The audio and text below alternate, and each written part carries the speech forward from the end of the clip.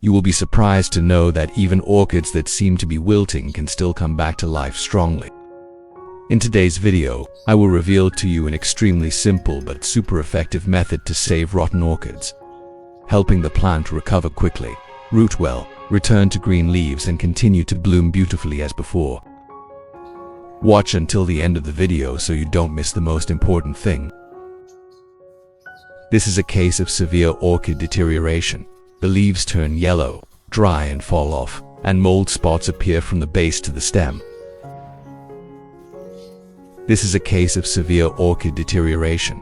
The leaves turn yellow, dry and fall off, and mold spots appear from the base to the stem. Remove all dry leaves and fungus-infected leaves to prevent spreading. Checking the growing medium, we see that the growing medium has been seriously infected by fungus. The original pot had 3 plants, but due to the humid environment, poor drainage, and lack of monitoring and care, 2 plants have completely died, leaving only 1 in a weakened state. However, with orchid pots like this, you absolutely should not rush to throw them away. If the base and part of the roots are still alive, the plant still has a chance to recover. Our job is to put our heart into caring for and resuscitating the plant, helping to regenerate vitality and bring more green back to the garden. Remove all the remaining dry leaves on the plant, fungus-infected leaves, to avoid spreading too healthy leaves and roots. Next, we will proceed to the root treatment step. First, prepare a pair of scissors that have been thoroughly sterilized to ensure that the fungus does not spread. Now, we will cut off all the damaged roots that are dry, black, or attacked by fungus. These are roots that are no longer able to absorb nutrients. Keeping them will only make the plant susceptible to reinfection. For the roots, we also prune until we see healthy green tissue. When green tissue is exposed, it is a sign that the root system is still alive and has the ability to regenerate. What country are you watching this video from? Leave a comment to let me know.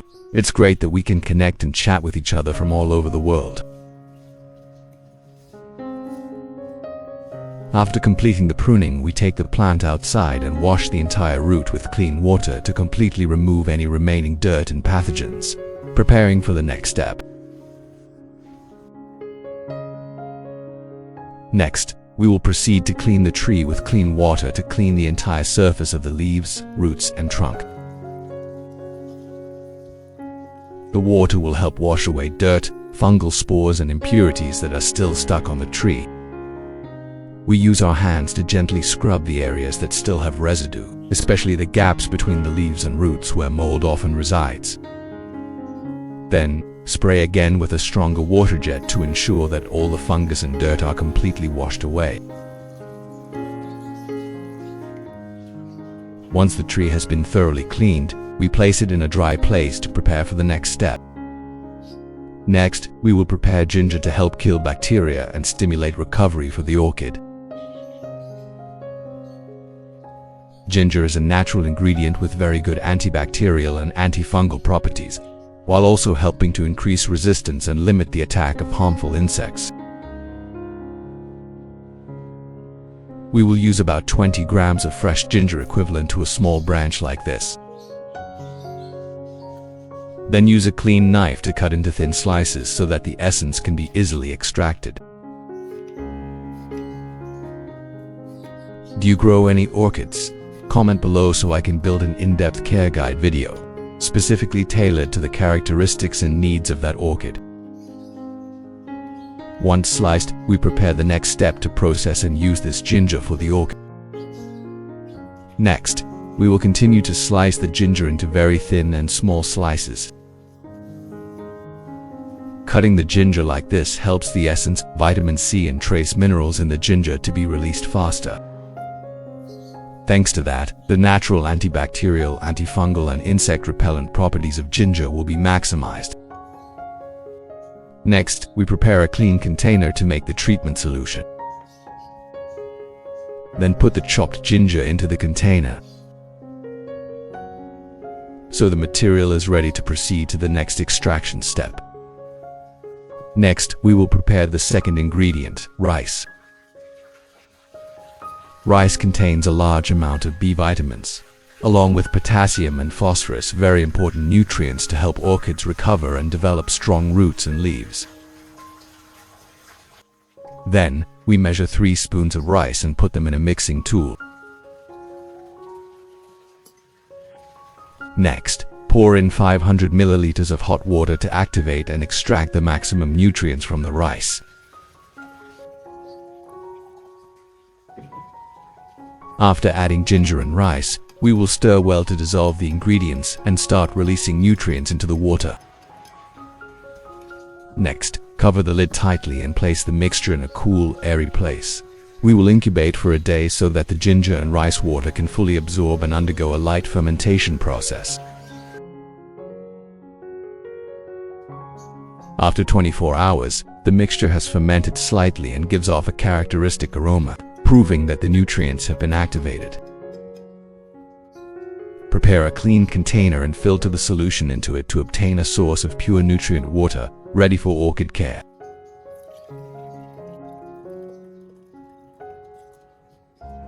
At this point, we will get a mixture very rich in nutrients. This is the natural organic ingredient that helps orchids stimulate roots, recover and sprout quickly. Then, add 500 milliliters of clean filtered water to dilute it, helping the solution to reach the right lightness for the orchid, roots and leaves to absorb optimally. Continue stirring gently to completely blend the mixture, creating a pure liquid nutrient source ready to use for the orchid care process. In the next step, we will take the orchid pot out to proceed with the recovery care. First, use a soft cotton pad soaked in the prepared ginger and rice nutrient solution. Gently wipe the entire surface of the orchid leaves. Wipe the top to remove dirt and mold on the leaves. Wipe the underside to completely clean the fungi, insect eggs and bacteria that often hide under the leaves. This helps the orchid leaves to be airy, the stomata work more effectively, thereby increasing the ability to photosynthesize and absorb nutrients. Next, put the orchid root in a clean cup jar. Pour in the nutrient solution and submerge the roots. We will soak for about 25 minutes so that the nutrients penetrate deep into the roots and stems. This method provides quick recovery energy, promoting strong roots, hard leaves, strong plant revival.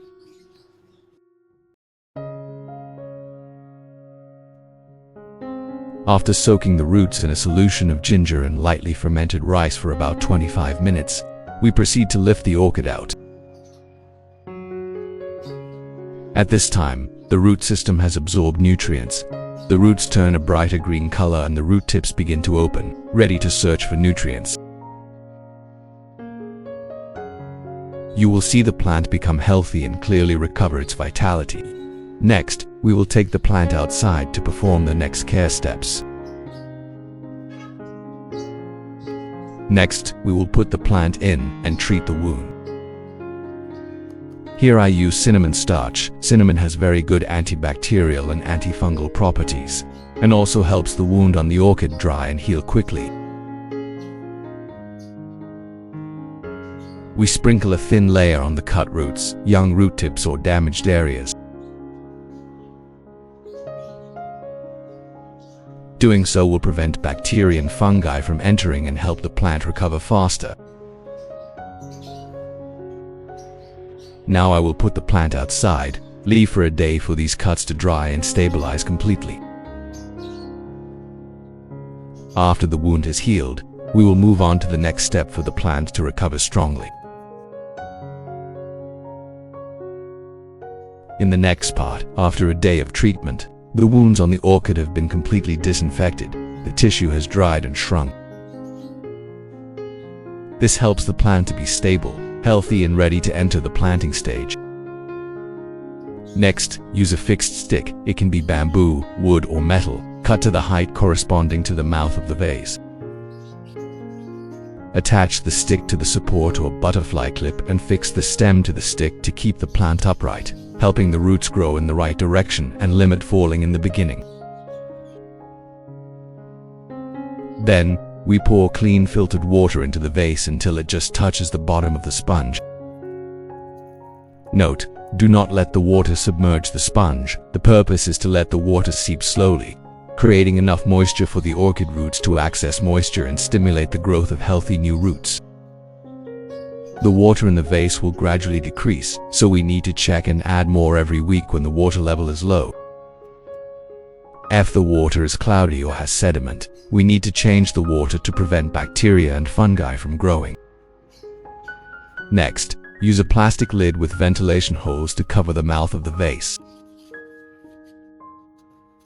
This lid has the task of limiting mold and insects from entering and at the same time maintaining stable humidity, creating ventilation and providing oxygen to the roots. Finally, move the plant to a ventilated, light, shady place in the garden for the plant to recover and grow strongly. So, after about 3 weeks, our orchid has begun to recover and grow very well. New roots have appeared and are shooting out, proving that the plant has adapted to the root-nourishing environment and is absorbing moisture effectively.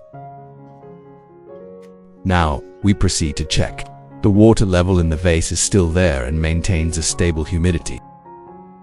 This helps the young roots grow strongly without being waterlogged. Observe carefully, you will see that the orchid roots are growing strong. White-green, the root tips are shiny. This is a sign that the plant is growing very actively. Before, the plant seemed to be abandoned, but thanks to maintaining reasonable humidity, ventilation and natural nutrients, the plant has regained its vitality. When we see that the roots are numerous and strong, the plant is standing firmly. We can take the orchid out to the garden to plant in the natural environment. At this stage, the roots are strong enough to get used to the new substrate and the external growing conditions. At this time, the plant is ready to adapt, continue to develop foliage and prepare to enter a new healthy growth cycle. Next, we will move the plant to a new pot. Choose a pot with good drainage holes to ensure ventilation for the roots. The growing medium used includes moss to retain moisture and pine bark, all of which have been treated to be free of fungi and bacteria before planting. First, we put a layer of pine bark on the bottom of the pot to create ventilation and drainage, helping the orchid roots to be airy and grow healthily. Then, place the orchid in the middle of the pot. Gently fix it so that the stem stands upright. Continue to cover the pine bark around the roots, ensuring that the roots still have good contact with the air and are not compressed too tightly. Finally, cover the surface with a thin layer of moss to keep the young roots moist, while limiting damage to the newly developing root tips. Thus, we have completed planting the plant in the pot. After planting, move the orchid pot to a ventilated garden area with gentle light and good drainage. We will continue to take care of the tree. In the next step, we will continue to add nutrients to the plant with a solution of ginger and lightly fermented rice. First, prepare a spray bottle and pour in the nutrient solution. Then spray evenly on the orchid leaves, roots, and the surface of the substrate.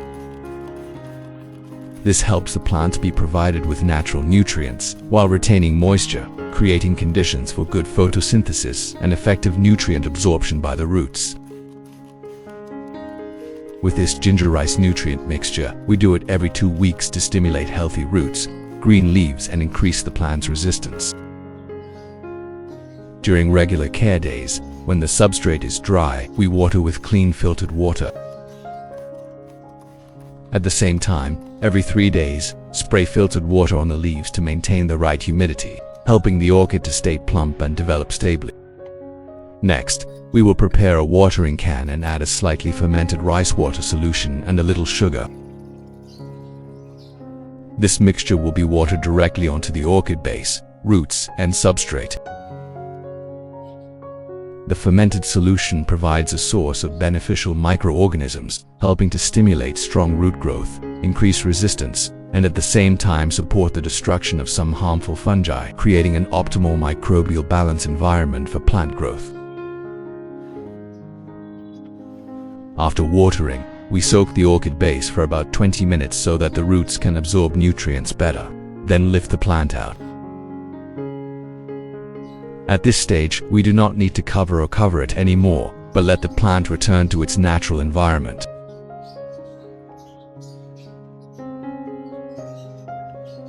Place the plant in a cool place with circulating wind and gentle light, avoiding direct sunlight. This helps the leaves continue to photosynthesize effectively and the roots develop naturally, ensuring the plant recovers and grows healthily.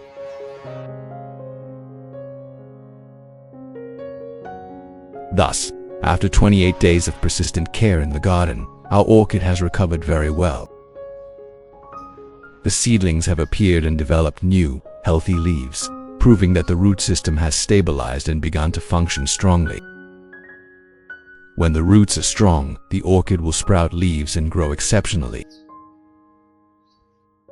The mother stem, which initially seemed exhausted, has now gradually turned green again, restoring freshness and vitality. This shows that the regeneration process of the plant is very active when properly cared for and nourished. Observing the root system carefully, we can see that new roots have shot out strongly around the mouth of the pot. This is an extremely good sign. Strong roots, many roots.